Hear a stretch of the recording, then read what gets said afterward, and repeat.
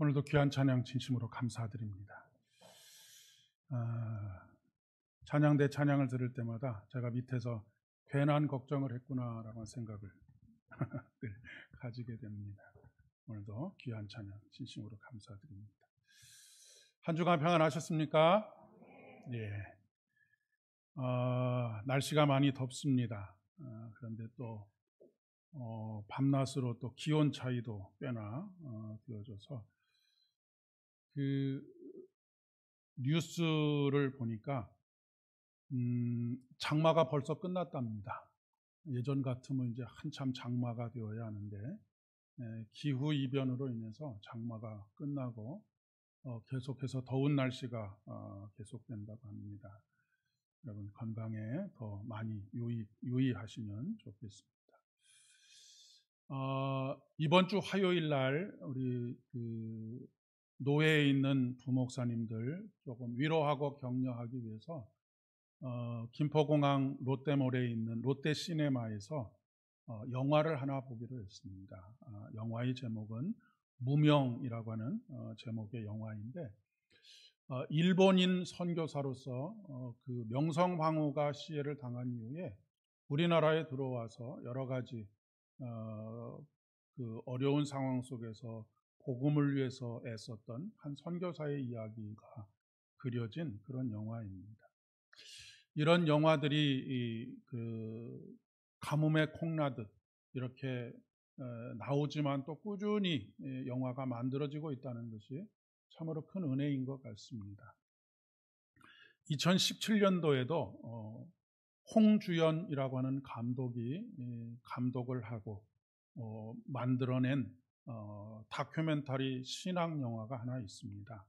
그 영화의 제목이 무엇이냐면 서서평, 천천히 그리고 평온하게라고 하는 제목의 영화가 있습니다. 서서평이라고 하는 그 이름은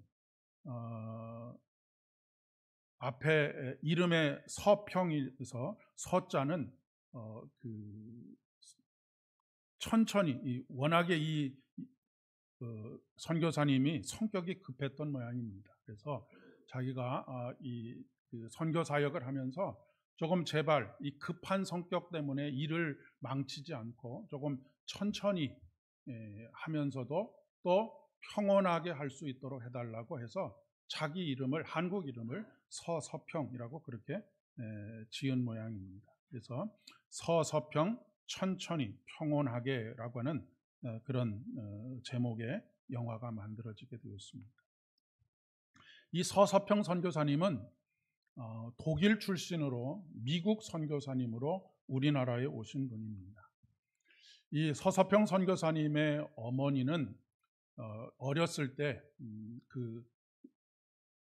친구와 불장난을 해서 이 서서평 선교사님을 낳게 되었는데 아버지의 얼굴도 모르고 자라게 됐습니다. 그런 가운데 엄마가 이 딸내미를 그 독일의 조부모 할머니에게 그냥 맡겨놓고 자기는 미국으로 가서 살고 있었는데 9살이 됐을 때 할머니마저도 돌아가셔서 9살에 다시 어머니를 찾아서 미국 땅에 가가지고 거기서 어머니를 만나서 간호학교에서 공부를 하고 그리고 공부를 마친 이후에 여러 그 장소에서 여러 기관에서 일을 하게 됩니다. 유대인 요양소에서도 일을 하고 전쟁 포로소, 수용소에서도 일을 하게 됩니다. 그러다가 31살인 1911년도에 동방에 가난하고 또 전염병으로 인해서 처참한 현실 속에 있는 이 우리나라 조선에 대한 이야기를 전해 듣게 되었고 간호선교사로 그 이듬해에 1912년에 한국으로 파송되어서 1934년에 그가 하나님의 부르심을 받을 때까지 22년 동안 간호선교사로서 특별히 이 땅의 남도 땅 광주를 중심으로 하는 전라남도 지역에서 광주의 어머니라고 하는 별칭으로 불려질 만한 그런 사역을 감당하신 그런 선교사님입니다. 그의 섬김의 삶, 그의 섬김의 삶은 오늘날 많은 것을 모으려고만 하는 교회, 그리고 높아지고 큰 교회들만을 만들려고 하는 번영신학, 성공신학에 물들어 있는 한국 교회에 아주 잔잔한 파문을 일으킨 그런 삶을 살아가신 분이다라고 이야기를 할 수가 있겠습니다. 그가 평생 인생의 좌우명으로 살아간 삶의 좌우명이 뭐냐면 성공이 아니라 섬김입니다라고 하는 그런 좌우명을 가지고 살아갔다라고 합니다.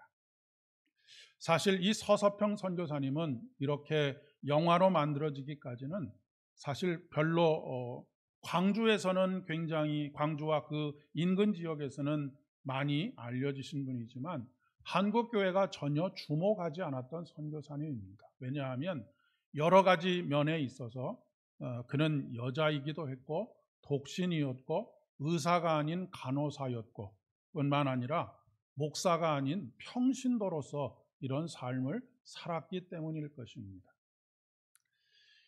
그녀는 간호선교사로서 광주에 2일 성경학교라고 하는 성경학교를 세워서 매주일 그 성경학교에서 배출된 사람들을 통해서 매주일 4만 4천 명에 이르는 주일학교 학생들을 가르칠 수 있도록 했고, 매주 목요일이면 13개 마을에서 한 2,550명 정도가 되는 사람들과 더불어서 기도회를 인도하고 신앙을 훈련을 시켰던 그런 분입니다.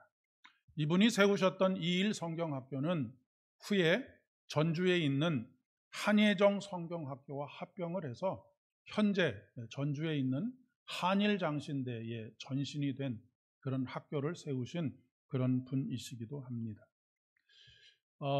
미국 땅에서 살았던 그분이 30여 년을 살았던 그분이 이 땅에 와서 이 땅의 농촌 여성과 똑같이 무명 베옷을 입고 검정 고무신을 신고 또 된장국에 꽁보리밥을 먹으면서 그의 온 삶을 22년 동안에 이 땅에 조선 땅에서의 삶을 살았던 푸른 눈을 가진 어머니라고 하는 그런 별명을 가지게 된 그런 삶을 살았다고 하는 것이죠.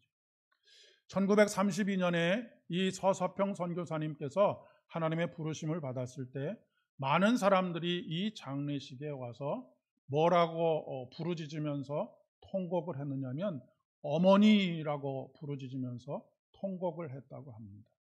본래는 장례식을 교회장으로 치르려고 했는데 예수를 믿지 않는 많은 사람들이 이분의 삶을 존경하고 그분의 삶을 기렸으면 좋겠다라고 그렇게 성원을 해서 최초로 사회장으로 장례식을 치르게 되었던 그런 삶을 살았던 여인입니다.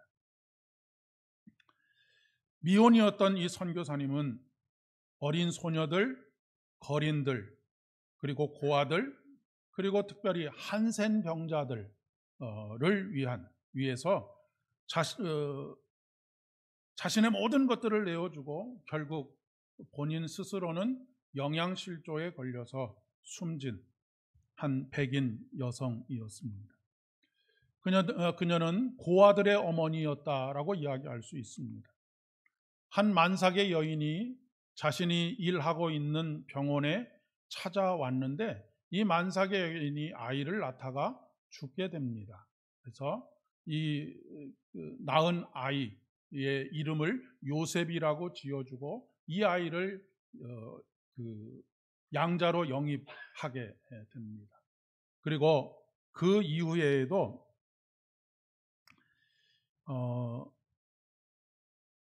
이유를 모르는 채 병원 앞에 버려진 어린 아이, 계모의 학대를 견디지 못하고 뛰쳐나온 아이, 그리고 그때는 워낙에 가난했을 때이기 때문에 술집에 팔아넘겨서 술집에서 그 어린 나이에 술 시중을 드는 아이들, 그런 아이들을 양녀로 입양을 해서 무려 일남 13녀의 아이들을 입양하여서 키운 어머니이기도 합니다. 자신은 극도의 배고픔에 시달리면서도 이 아이들에게 조금이라도 좋은 것을 먹이고 싶어 했고 조금이라도 나은 것을 입히고 싶어 했던, 그리고 그것을 위해서 애를 썼던 그런 여인이기도 합니다. 그녀는 또한 한센인의 어머니였다라고 그렇게 기억하고 있습니다. 광주에 가면 광주천이 있는데 그 광주천에 부동교라고 하는 다리 밑에 있었던 수많은 거린들과 한센인들을 찾아서 자기가 먹을 것도 없는데 먹을 것을 들고 가고 입을 것을 들고 가서 그들에게 먹을 것과 입을 것을 나누어 주었던 그런 여인입니다. 한센병자를 길에서 만났을 때 그를 서슴없이 자신의 집에 데리고 와서 그에게 자신에게 남아있던 담요 한 장을 반으로 잘라서 그 한센인에게 나누어 준 그런 이야기도 전해지고 있습니다. 그녀가 하나님의 부르심을 받은 이후에 그녀의 방에 남아 있었던 것은 담요 반장, 반은 찢어서 한센인에게 주었던 그 담요 반장과 그리고 7전의 돈, 그리고 강냉이 가루 2홉이 전부였다고 하고, 그리고 그가 하나님의 부르심을 받았을 때에 그의 시신마저도 병원에 기증을 해서 그 해부용으로 그렇게 기증할 정도로 단 하나도 남기지 않고 이 조선 땅을 위해서 그의 모든 것을 바친 그런 여인입니다. 초라한 그 집, 그가 머물렀던 방에 벽에 쓰여져 있었던 그의 인생의 좌우명이 바로 성공이 아니라 섬김입니다 라고 하는 그런 글귀가 써 있었다라고 하는 것이죠. Not success, not service라고 하는 말이 쓰여져 있다라고 하는 것입니다. 인간은 성공지향적입니다. 끊임없이 높아지려고만 하지요. 그리고 높아진 자신, 많은 것을 가진 자신을 자랑하고 싶어하고 자신의 성과와 업적을 자랑하고 싶어하는 것이 인간입니다. 그 자랑이 하늘 꼭대기에 닿으려고 하기도 하지요. 궁극적으로 하나님께서 계셔야 할 그 자리에 자신이 있고자 하는 그런 욕망을 가지고 있는 것이 인간입니다. 인류 최초의 죄악이었던 선악을 알게 하는 나무의 열매를 따먹었던 것도 바로 이런 이유였고, 바벨탑을 쌓은 이유도 바로 여기에 있었던 것이죠. 하나님의 자리에 성공과 풍요를 가져다 놓은 것입니다. 이스라엘 백성들이 출애굽을 한 이후에 출애굽기 32장의 말씀에 보면 율법을 받으러 올라간 모세가 내려오지 않자 아론을 거의 협박하다시피 해서 이제까지 자신들을 이끌어오던 하나님을 대신할 다른 신을 우리에게 만들어 달라라고 그렇게 요구를 하게 됩니다. 그리고 결국 만들어낸 것이 금송아지였던 것이죠. 금송아지가 만들어지게 되자 그들 중에 많은 이들이 백성들을 향하여 이렇게 외칩니다.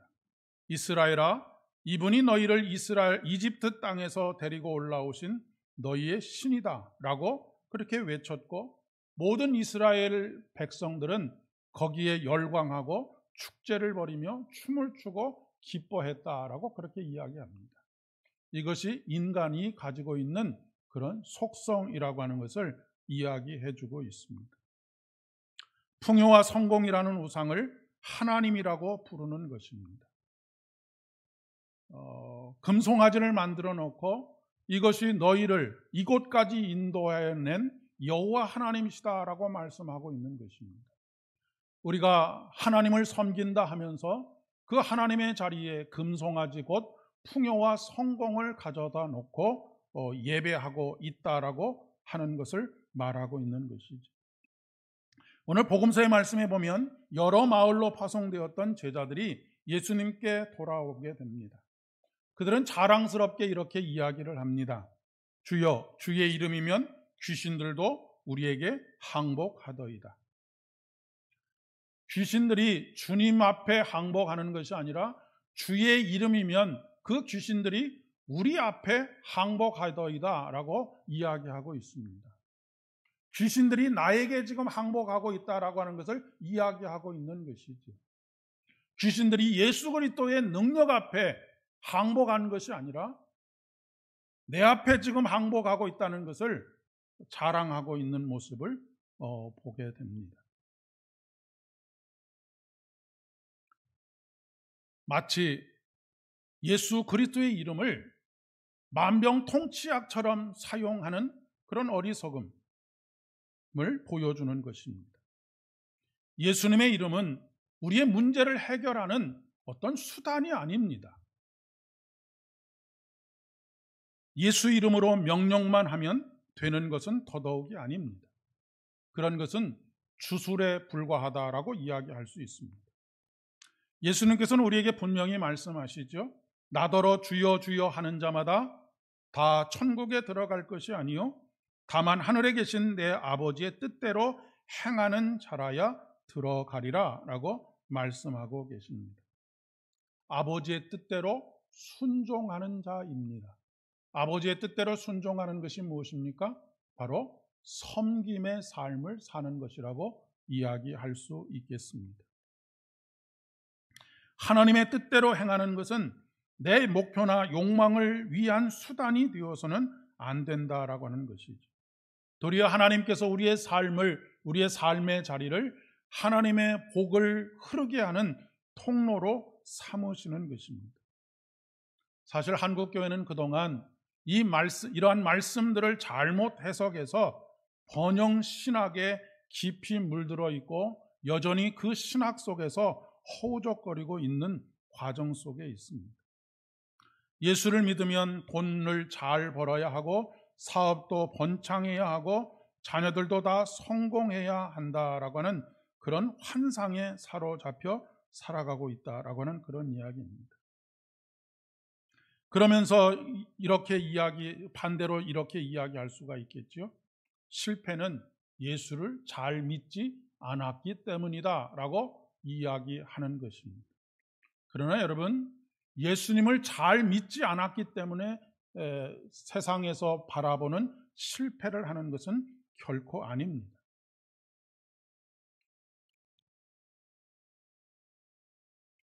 물론 예수를 잘 믿으면 성공한다는 말, 잘 된다는 말, 사업이 번창한다는 말은 우리에게 위로가 됩니다. 힘이 됩니다. 그리고 넘어졌다 다시 일어날 수 있는 용기를 우리에게 가져다 줍니다. 그러나 성경 그 어느 곳에서도 우리는 이것이 성경적이다라고 하는 것을 찾아볼 수가 없습니다. 이런 믿음을 마르크스는 종교는 인민의 아편이다라고 하는 그런 이야기를 하게 만들었습니다. 여러분, 아편은 무엇입니까? 현실의 고통을, 지금 느끼고 있는 고통을 잠시 잊게 만들어주는 것입니다. 그러나 약효가 떨어지면 그 고통이 더 크게 찾아오게 되지요. 그런데 우리가 믿는 예수 그리스도는 우리의 현실을 잊도록 만드는, 잠시의 고통을 잊도록 만드는, 느끼지 못하도록 만드는 아편과 같은 것이 아닙니다. 이런 신앙에만 머물러 있으면 우리의 신앙이 깊은 자리에 들어갈 수가 없습니다. 예수님께서는 제자들을 마을로 보내시면서 그들에게 권능을 주셨다라고 그렇게 오늘 말씀은 우리에게 전해주고 있습니다. 내가 너희에게 뱀과 전갈을 밟으며 원수의 모든 능력을 제어할 권능을 주셨다. 그러니 너희를 해칠 자가 결코 없으리라 라고 말씀하고 있습니다. 이 권능이라고 하는 말은 헬라어로 엑수시아라고 하는 말입니다. 권세라고 하는 의미를 가지고 있습니다. 이 권세라고 하는 말은 요한복음 1장 12절의 말씀에 영접하는 자, 곧 그 이름을 믿는 자에게는 하나님의 자녀가 되는 권세를 주셨다라고 할 때 이 권세와 똑같은 단어입니다. 권능을 주셨다라고 하는 말은 곧 하나님의 자녀가 되게 하셨다라고 하는 것이고, 우리의 이름이 생명책에 기록되어졌다라고 하는 것을 의미하는 것입니다. 그렇기 때문에 오늘 본문 20절의 말씀에서 귀신들이 너희에게 항복하는 것으로 기뻐하지 말고 너희 이름이 하늘에 기록된 것으로 기뻐하라 라고 말씀하시는 이유가 바로 여기 있습니다. 하늘에 우리의 이름이 기록되어졌다라고 하는 것은 우리가 하나님의 자녀가 되었다라고 하는 것이고, 하나님의 자녀가 되었다라고 하는 것은 우리에게 생명이신 성령, 곧 예수 그리스도의 영이신 성령께서 날마다 우리와 함께 동행하시는 것을 말하는 것이기 때문에 그렇습니다. 여러분, 예수의 영이 없으면 우리는 아무것도 아닙니다. 흙에서 와서 흙으로 돌아가는 존재에 불과한 것이지. 그런데 예수의 영이 우리와 함께 계실 때 우리는 영생의 삶이 이미 이 땅에서 시작되었고 영원한 삶을 살아갈 수 있게 되어지는 것입니다. 풍요와 성공은 하나님께서 함께 하시는 증표가 아니라고 하는 것을 우리가 알아야 합니다. 만약에 풍요와 성공이 하나님께서 우리와 함께 하시는 증표라고 한다면 예수를 믿지 않는 사람들은 다 실패와 좌절과 절망 속에만 있어야 하는데 전혀 그렇지 않지 않습니까? 하나님께서 우리와 함께 하시는 것의 핵심은 영생입니다. 영생은 곧 우리의 이름이 생명책에 기록되어져 있는 것입니다. 성경 어느 곳을 찾아보아도 예수님께서 이 땅에 성공하기 위해서 오셨다라고 하는 말을 찾아볼 수가 없습니다. 무엇이 되느냐, 얼마나 많이 가졌느냐가 중요한 것이 아니라 어떻게 살아가느냐라고 하는 것이 참으로 중요합니다. 여러분, 없이 살아가라는 말씀도 아니고 높은 자리에 올라가는 그런 자녀들의 삶을 열망하지 말라라고 하는 그런 이야기도 아닙니다. 하나님께서 우리에게 주시는 때에는 이유가 있고 하나님께서 우리를 높은 자리에 오르게 하시는 데는 이유가 있습니다.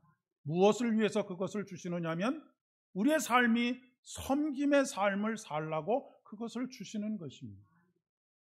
여러분, 여러분의 자녀들이 여러분에게 용돈을 달라고 할 때에 여러분은 반드시 무엇을 물어봅니까? 어디에 쓰려고 하느냐라고 물어보시지 않습니다.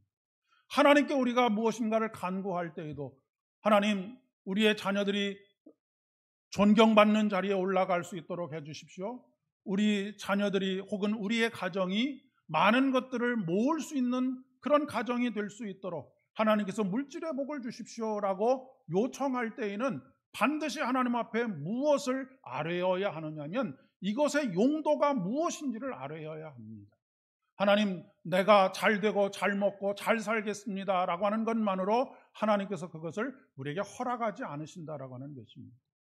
용도를 확실하게 할 때에 하나님께서 우리에게 그것을 복이 되게 하시고 복이 되게 하실 뿐만 아니라 우리에게 복의 통로가 되게 하셔서 모든 사람들에게 그 복과 은혜가 흘러가도록 하신다라고 하는 것을 말씀하고 계시는 것입니다.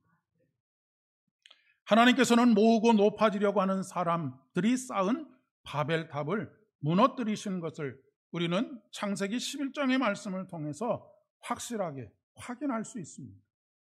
하나님의 뜻은 높아지고 또한 모으는 것이 아니고 흩어지고 흩어진 그곳에서 생명의 열매를 맺는 것이기 때문에 그렇습니다. 하나님께서 사람을 만드시고 가장 처음 하신 명령이 무엇입니까? 땅에 충만하여서 생육하고 번성하라 라고 하는 것이었습니다.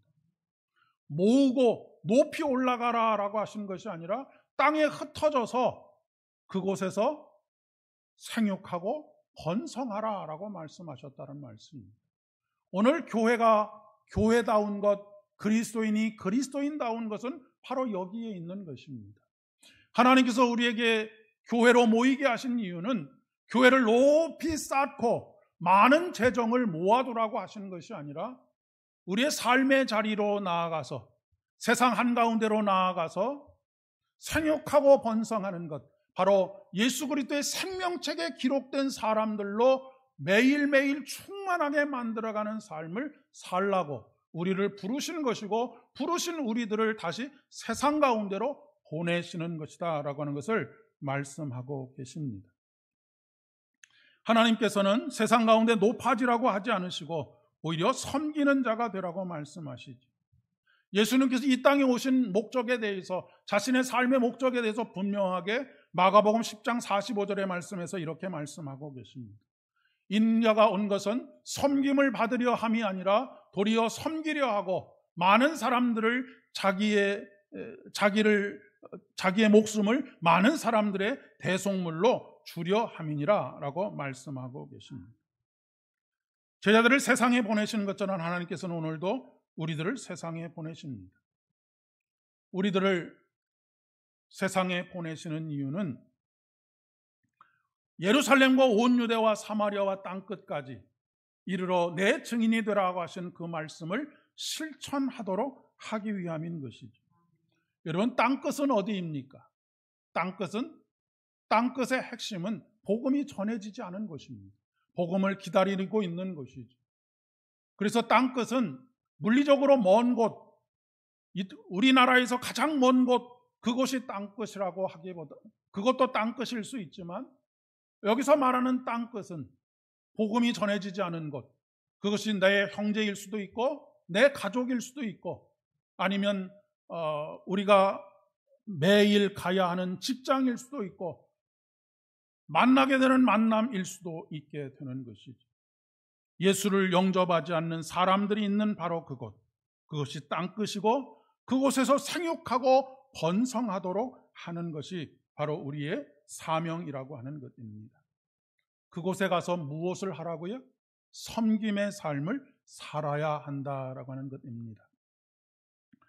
여러분, 예배를 워십이라고도 하지만 워십 서비스라고 그렇게 이야기를 합니다. 보통 예배를 서비스라고 합니다.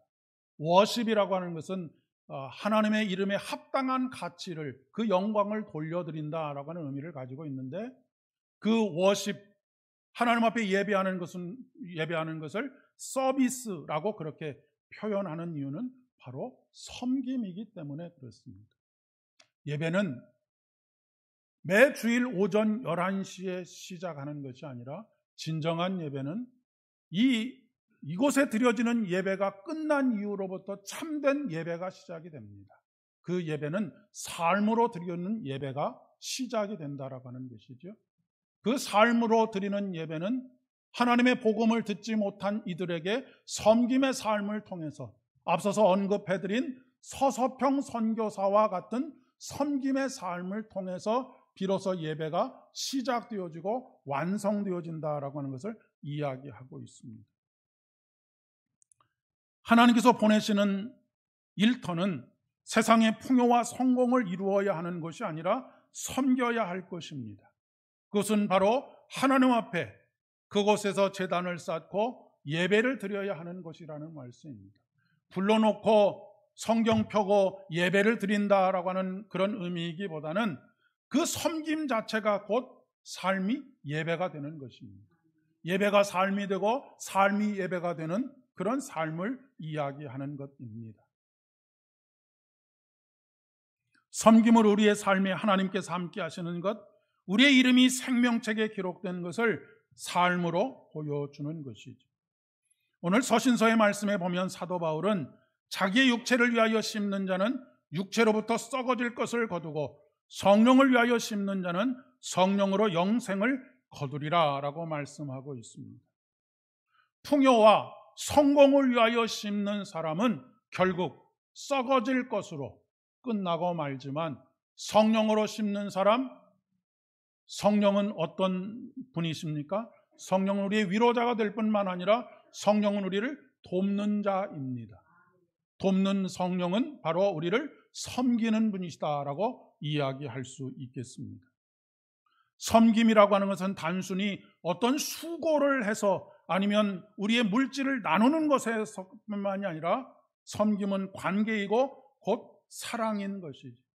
그렇기 오늘 말씀은 서로 짐을 지라라고, 서로의 짐을 지라라고 말씀하시고, 사랑을 그리하여서 그리스도의 법을 성취하라, 사랑의 법을 성취하라라고 그렇게 말씀하고 계시는 것입니다. 그렇다고 해서 우리가 모두 서서평 선교사님처럼 고아를 찾아다녀야 하고 한센병자들을 찾아다녀야 하고 또한 버림받은 이들을 찾아다녀야 한다는 그런 말씀이 아닙니다. 우리 모두가 다 그런 곳으로 몰려가야 한다는 이야기가 아니라 하나님께서 매일마다 우리를 보내시는 그곳, 매 주일마다 우리를 보내시는 그곳은 바로 우리가 높아지고 더 풍요로운 것을 얻기 위함이 아니라 물질을 주신 이유도, 존경받을 만한 자리에 있게 하신 이유도, 그러지 못한 자리에 있게 하신 이유도, 어떤 자리에 있든지 간에 하나님께서는 우리의 삶을 통해서 그곳에서 섬김의 삶, 곧 예배로서의 삶을 살아가라고 그곳으로 보내신다라고 하는 그런 이야기입니다. 이번 한 주간도 하나님께서 여러분을 보내시고 세우신 그곳에서 섬기는 자의 삶을 사실 수 있기를 진심으로 바랍니다. 삶의 자리로 보내신 작은 예수로서의 삶, 그로 인해서 여러분의 삶에 기쁨이 충만하기를 축복합니다. 기도하겠습니다. 은혜가 풍성하신 아버지 하나님, 높아지고자 하는 열망과 풍요로워지고자 하는 열망으로 말미암아 우리는 하나님을 수단으로 삼았을 때가 참 많이 있었습니다. 그러나 하나님을 우리가 수단으로 삼는 것이 아니라 하나님께서 우리를 복의 통로로 삼으시기 위하여 우리를 부르셨다라고 하는 것을 오늘 말씀을 통해서 다시 한번 확인하게 됩니다. 아버지는 우리를 보내시는 그곳에서 더 높아지고자 하는 것이 아니라, 더 많이 모으고자 하는 것이 아니라 섬김의 삶으로 그곳에 함께 계시는 우리 주님의 영생을 모든 사람들에게 나타낼 수 있는 복된 은혜를 허락하여 주시옵소서. 예수님의 이름으로 기도드립니다.